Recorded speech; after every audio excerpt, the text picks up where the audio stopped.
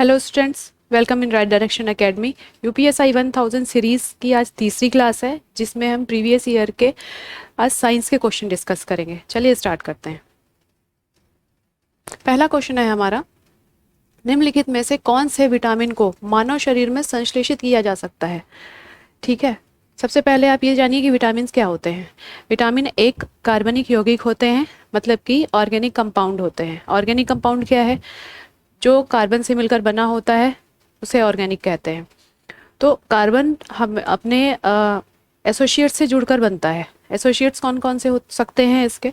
Nitrogen, oxygen, hydrogen, ये सब मिलकर एक ऑर्गेनिक कंपाउंड बनाते हैं कार्बन के साथ।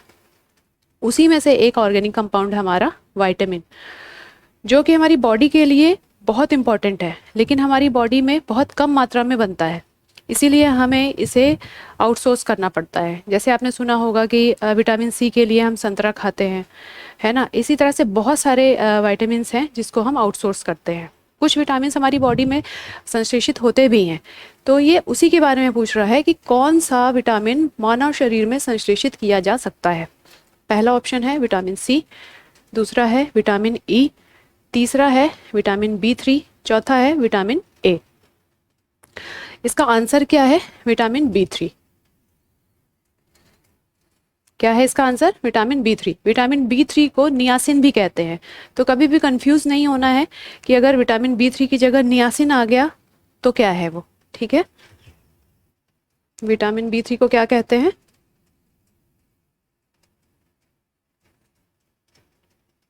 नियासिन। ठीक है,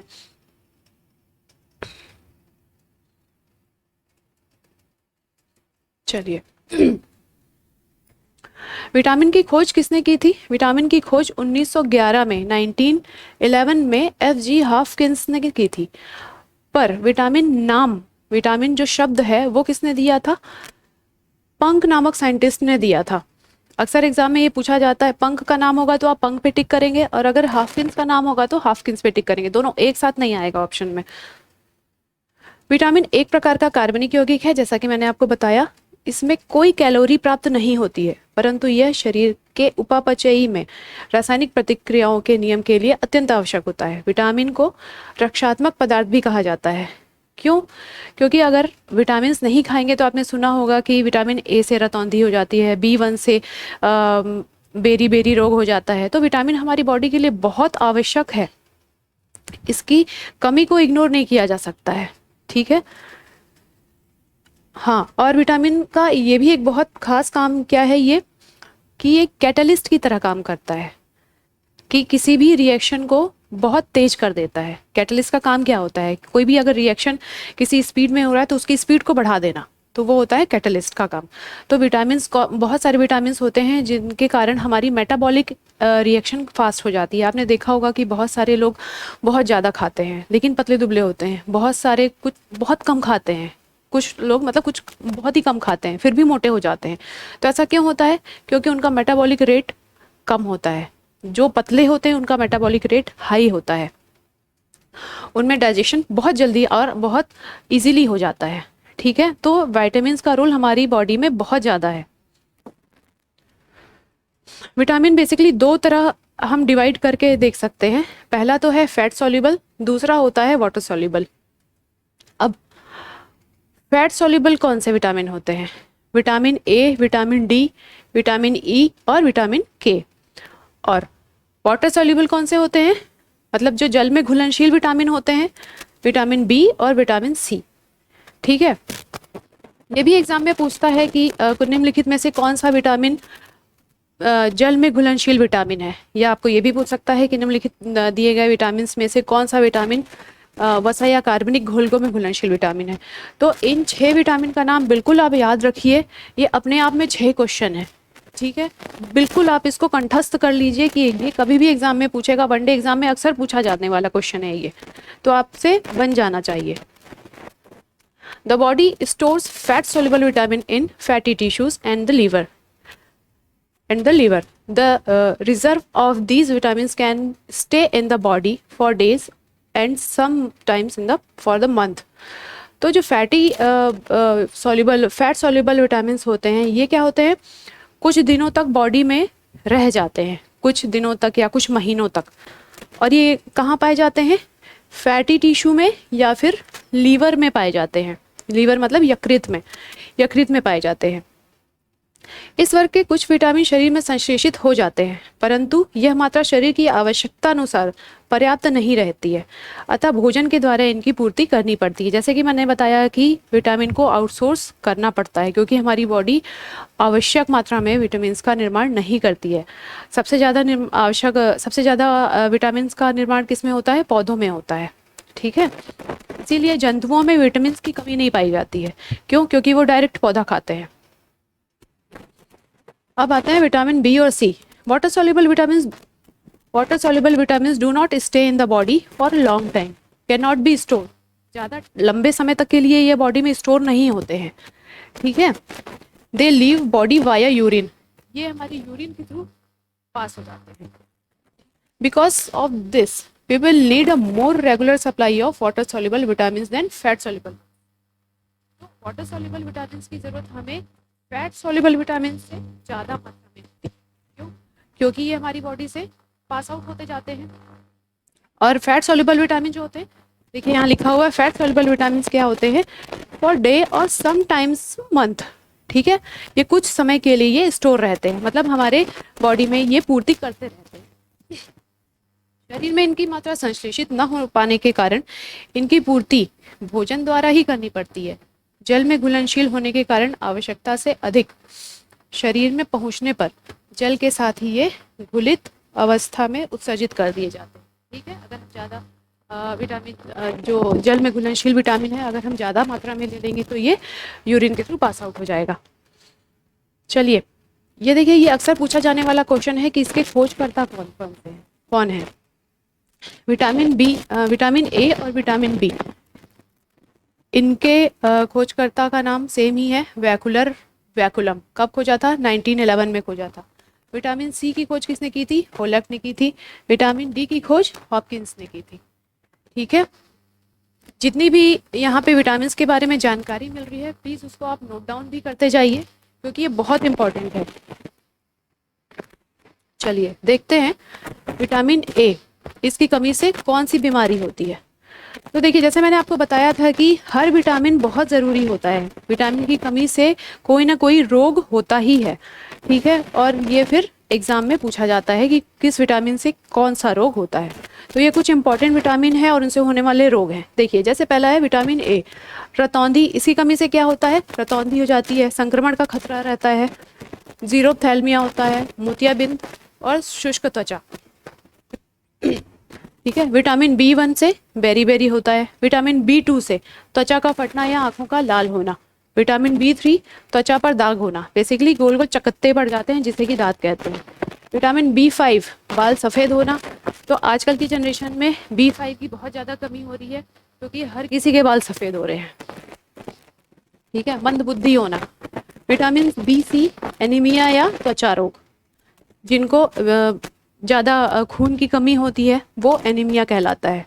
ठीक है, इससे त्वचा रोग। विटामिन बी6 एनीमिया और त्वचा रोग। विटामिन बी7 से क्या होता है? शरीर में हमेशा दर्द बना रहता है, बालों का गिरना।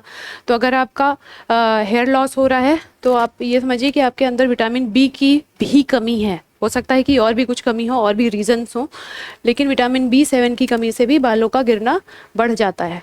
विटामिन बी11, इससे क्या होता है? इससे भी एनीमिया या फिर पेचिस रोग अगर होता है तो विटामिन बी11 ज़्यादा मात्रा में दिया जाता है। ठीक है, विटामिन बी12 एनीमिया या पांडु रोग होता है इससे। विटामिन सी स्कर्वी होता है, स्कर्वी एक त्वचा रोग होता है। विटामिन डी हम बचपन से पढ़ते हुए आए हैं, विटामिन डी से रिकेट्स हो जाता है या ऑस्टियोमेलेशिया नाम की बीमारी होती है। ऑस्टियोमेलेशिया को ऑस्टियोपोरोसिस के नाम से भी जाना जाता है। ऑस्टियोपोरोसिस क्या होता है?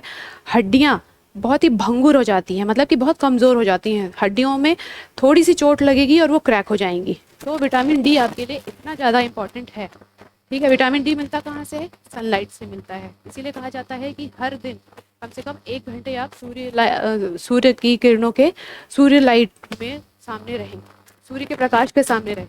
ठीक है, विटामिन ई, ये क्या है? रिप्रोडक्टिव पावर को कम कर देता है। इसे विटामिन ई की कमी से। विटामिन के क्या है? रक्त में थक्का जमना। कभी भी अगर किसी की बॉडी में विटामिन के की कमी है तो चोट लगने पर अगर ब्लड बहना शुरू होता है तो वो रुकता नहीं है, जो कि बहुत डेंजरस कंडीशन होती है। ठीक है, तो विटामिन के भी बहुत इंपॉर्टेंट विटामिन है। चलिए अब देख लेते हैं कि किस विटामिन का रासायनिक नाम क्या क्या है। ये भी एग्जाम में पूछे जाने वाले क्वेश्चंस हैं, बहुत इंपॉर्टेंट हैं ये। तो विटामिन ए का रासायनिक नाम क्या है? रेटिनॉल। विटामिन बी का थायमिन। विटामिन बी टू का रेबोफ्लोविन। विटामिन बी थ्री, इसके बारे में हम चर्चा कर चुके हैं, निकोटिनामाइड, जिसको क्या कहते हैं? नियासिन भी कहते हैं। ठीक है, vitamin B five pantothenic. Vitamin B six pyridoxine. Vitamin B seven biotin. ठीक है, ये भी बहुत इंपॉर्टेंट विटामिन है, इसके बारे में अभी आगे चर्चा करेंगे हम। Vitamin B nine folic acid. Vitamin B twelve cyanocobalamin. Vitamin C ascorbic acid. ठीक है, विटामिन डी कैल्सीफेरॉल। और विटामिन ई का रासायनिक नाम है टोकोफेरॉल। विटामिन के का रासायनिक नाम है, जिसके बारे में हमने अभी डिस्कस किया है, फिलोक्यूनॉन। ठीक है, फिलोक्यूनॉन। तो ये हो गए विटामिन्स और उनके रासायनिक नाम, जो बहुत इंपॉर्टेंट है, वनडे एग्जाम्स में तो पूछे ही जाते हैं। साथ साथ ये किसी भी पीएससी या यूपीएससी एग्जाम में भी एक क्वेश्चन आपको देखने के लिए मिल जाता है, एक टेल के रूप में डाल देते हैं।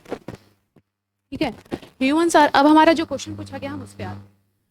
Humans are able to synthesize certain vitamins to some extent, for example vitamin D.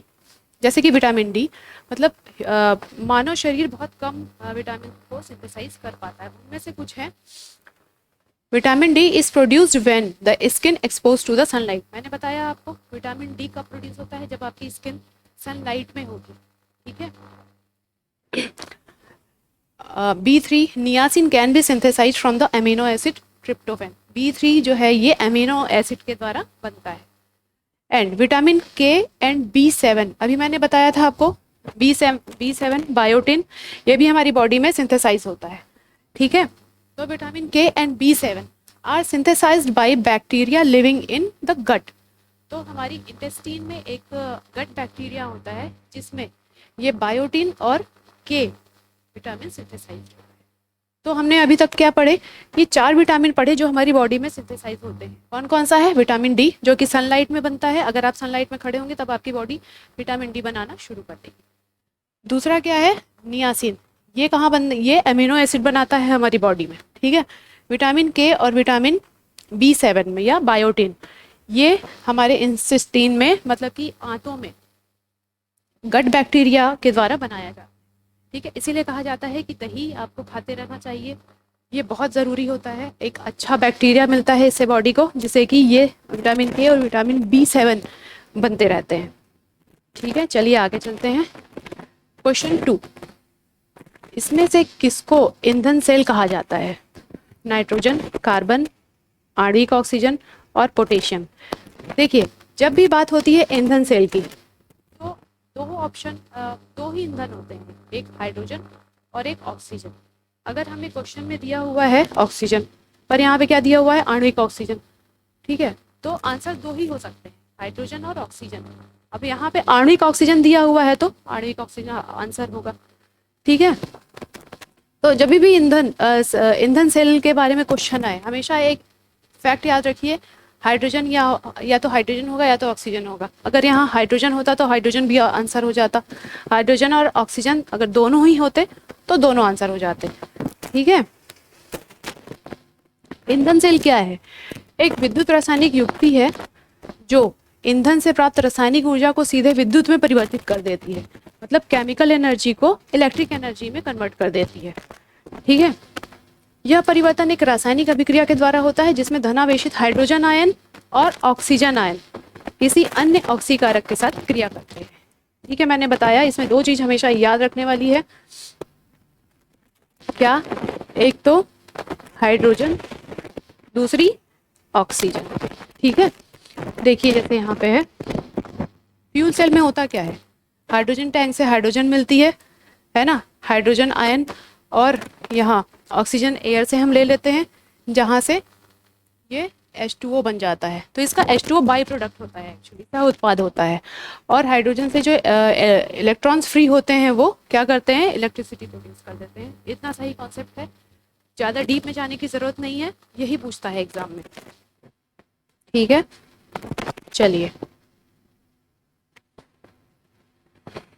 ईंधन सेल एक अभिक्रिया के द्वारा रासायनिक ऊर्जा को विद्युत ऊर्जा में बदल देती है, पढ़ा हमने, जो हाइड्रोजन और ऑक्सीजन के बीच होती है।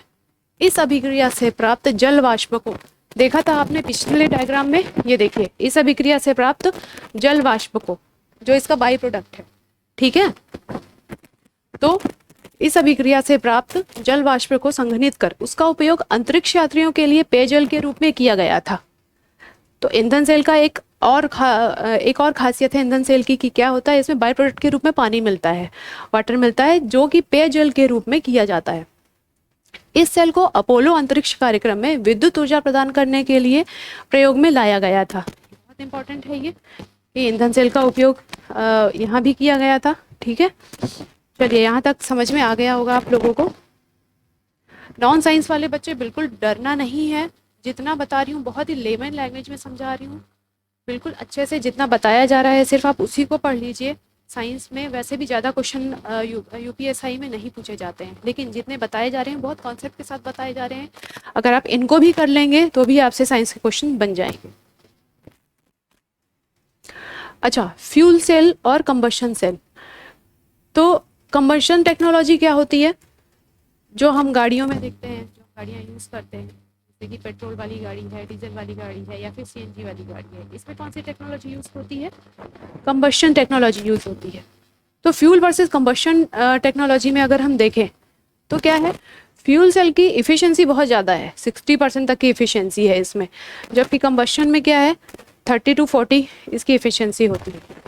दूसरा फ़ायदा क्या है कि बाई प्रोडक्ट के रूप में हमें जल वाष्प मिलता है, पानी मिलता है, जिससे क्या होता है, CO2 इमिशन नहीं होता है ना, और कोई एयर पोल्यूशन नहीं होता है। CO2 इमिशन नहीं होगा तो कोई एयर पोल्यूशन नहीं होगा।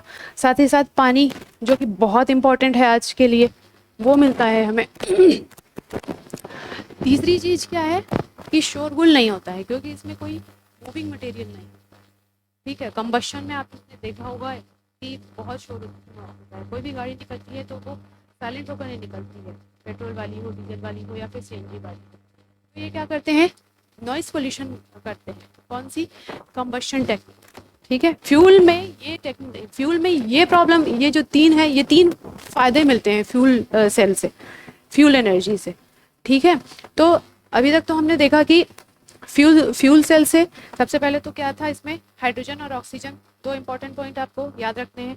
दूसरी चीज़, बाई प्रोडक्ट के रूप में हमें क्या याद रखना है कि पानी मिलता है। तीसरी चीज़ हमें ये याद रखना है कि इसकी इफ़िशियंसी ज़्यादा होती है। ठीक है, नॉइस पोल्यूशन, एयर पोल्यूशन नहीं होता है। और पांचवी चीज़ क्या है, नॉइस पोल्यूशन नहीं होता है। तो फ्यूल सेल से काफ़ी फ़ायदा है। तो एक बार देख लेते हैं कि फ्यूल सेल एक्चुअली होता क्या है। फ्यूल सेल्स वर्सेस बैटरी, ये भी पता होना चाहिए आपको। ये एक बायोपोलर प्लेट है जिसमें कि H2 अगर H2 एनोड पर आता है, जहाँ से H आयन कैथोड पर जाते हैं, और O2 के साथ मिलकर ये क्या बनाता है, H2O बना लेता है। अच्छा, एनोड पर आने के बाद क्या, इलेक्ट्रॉन्स फ्री हो जाते हैं, आउटर सर्कल पर चले जाते हैं, जिससे इलेक्ट्रिसिटी प्रोड्यूस होती है। ठीक है, तो ये एक प्रोसेस होता है जिससे फ्यूल सेल में, जिससे कि पानी भी प्राप्त होता है हमें, ये हमने पहले पढ़ लिया है। ठीक है, बैटरी में क्या होता है, बैटरी कुछ टाइम के लिए ही यूज़ की जा सकती है। आपने देखा होगा कि कुछ टाइम तक हम बैटरी यूज़ करते हैं, फिर वो डाउन हो जाती है, फिर हम दूसरी बैटरी लेकर आते हैं, या फिर अगर रिचार्जेबल बैटरी है तो उसको बार बार चार्ज करना पड़ता है। बहुत ही ये मतलब इलेक्ट्रिक कंज्यूम करता है, और बहुत ही थोड़ा टफ है इसको यूज़ करना, है ना, बार बार चेंज करना पड़ता है या फिर चार्ज करना पड़ता है, तो महंगा भी है। लेकिन तो फिर आप सोच रहे होंगे तो फिर हम फ्यूल सेल क्यों नहीं यूज़ करते हैं। फ्यूल सेल में अभी क्या है, रिसर्च चल रही है, पूरी तरह से ये डेवलप नहीं हो पाई है टेक्निक। इसका एक और फ़ायदा क्या है कि हम इसको छोटे से लेकर बड़े तक में भी यूज़ कर सकते हैं। जैसे कि बैटरी का आपने साइज़ देखा होगा, बैटरी की साइज़ क्या होती है, यही साइज़ होती है। ठीक है, इसको क्या कर सकते हैं हम, एक अंगूठी के जितनी भी बना सकते हैं, और एक बहुत बड़ा ट्रक के जितना भी बना सकते हैं इसको साइज में। ठीक है, तो इसका मल्टीपल यूजेस हो सकता है, लेकिन अभी रिसर्च पूरी तरह से पूरी नहीं हुई है। क्यों? क्योंकि ये बहुत कॉस्टली है। जो इसमें एनोड और कैथोड यूज होता है ये प्लैटिनम का होता है। ठीक है, जो अपने आप में महंगा पदार्थ है। इसका कोई अभी ऑल्टरनेट जब मिलेगा तब हम इसको हो सकता है कि अपने रेगुलर लाइफ में हम देखें कि फ्यूल सेल। ठीक है, और इलेक्ट्रोलाइट, अभी परफेक्ट इलेक्ट्रोलाइट नहीं खोजा गया है, जिसके कारण ये काफ़ी महंगा हो जाता है। लेकिन क्या है इसमें, जब तक आप ईंधन देते रहेंगे तब तक आपको एनर्जी मिलती रहेगी, ये सबसे बड़ा बेनिफिट है इसमें, और इसकी इफिशियंसी बहुत अच्छी है। ठीक है, तो अब फ्यूल सेल से कोई भी क्वेश्चन आएगा तो मुझे नहीं लगता है कि आप नहीं करने में नहीं कर पाएंगे, ऐसा नहीं होगा। चलिए आगे चलते हैं। थर्ड क्वेश्चन है हमारा, निम्नलिखित स्रोतों में से किसके माध्यम से पौधे हाइड्रोजन प्राप्त करते हैं? ठीक है, ये बहुत ही कॉमन क्वेश्चन है। तो ऑप्शन क्या है हमारे पास? वायु, धूप, मृदा जल या मृदा। तो हाइड्रोजन कहाँ से प्राप्त करते हैं पौधे? मृदा जल से। ठीक है, plant get carbon and oxygen from air in the form of CO2 and O2 respectively. कहाँ से मिलता है इनको कार्बन? CO2 से, जो हमारे एनवायरनमेंट में CO2 होती है, कार्बन डाइऑक्साइड होती है, उससे ये प्राप्त कर लेते हैं कार्बन। और hydrogen obtained from water through the roots. चलिए देखते हैं, पानी से इनको हाइड्रोजन मिल जाता है। ये देखिए, सनलाइट के प्रेजेंस में ये फोटोसिंथेसिस करते हैं, CO2 लेते हैं और O2 को बाहर निकालते हैं। ठीक है, और यहाँ वाटर है, वहाँ यहाँ पानी देते हैं, पौधे क्या करते हैं? मृदा जल से हाइड्रोजन को ले लेते हैं। अच्छा, आपने कभी ये सोचा है कि पौधे तो इतने बड़े बड़े होते हैं लेकिन पानी उतने ऊपर तक कैसे पहुंच जाता है?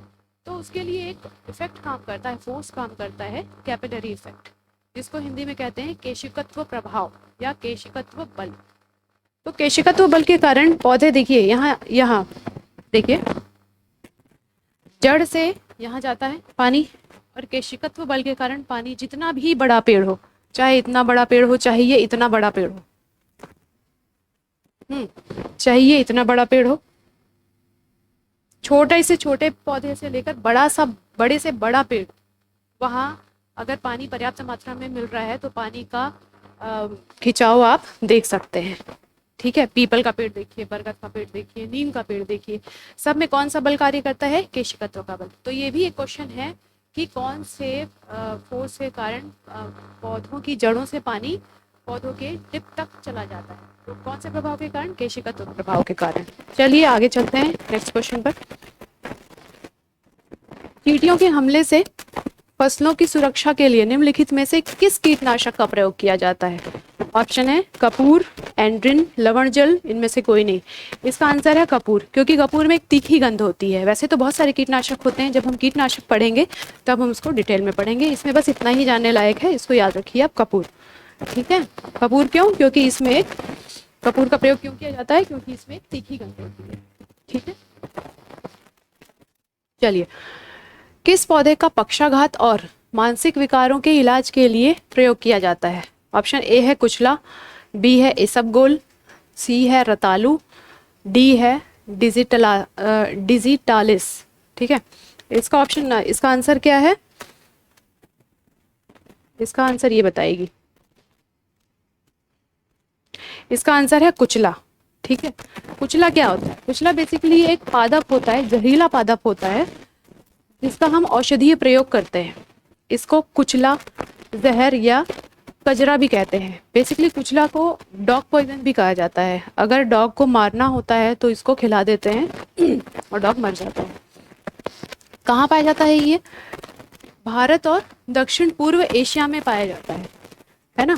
कुचला एक पौधा है जिसका वनस्पतिक वैज्ञानिक नाम ये है, जिसे नक्स वोमिका या नक्स के औषधीय या व्यापारिक नाम से भी जाना जाता है। किसी भी चिकित्सा पद्धति में मतलब जैसे होम्योपैथी है या फिर आयुर्वेद है, उसमें इसका उपयोग नक्स के नाम से किया जाता है। ठीक है, यह जहरीली प्रकृति का होता है, परंतु इसके शोधन विधि के द्वारा इनका औषधि के रूप में प्रयोग किया जाता है। पक्षाघात और मानसिक विकारों के इलाज में इसका प्रयोग किया जाता है। अच्छा, आप लोग, बहुत सारे लोग चाय भी पीते होंगे। चाय में क्या पाया जाता है? कैफीन पाया जाता है। कैफीन भी अपने आप में अगर आप कम मात्रा में लेते हैं तो ये एक इलाज का काम करता है, एक दवा का काम करता है, लेकिन कोई भी किसी भी चीज़ को अगर आप लिमिट से ज़्यादा लेंगे तो वो फ़ायदेमंद नहीं होगा। ठीक है, इसी तरह ये भी कुचला भी एक इसमें अच्छा पदार्थ पाया जाता है नक्स, जो कि शोधन करने के बाद यूज़ होता है। ठीक है, तो ये थे आज के क्वेश्चंस। चैनल को ज़्यादा से ज़्यादा सब्सक्राइब कीजिए, लाइक कीजिए, शेयर कीजिए। अगर आपको किसी भी क्वेश्चन में कोई डाउट रह गया है तो प्लीज़ कमेंट बॉक्स में कमेंट करिए। Thank you.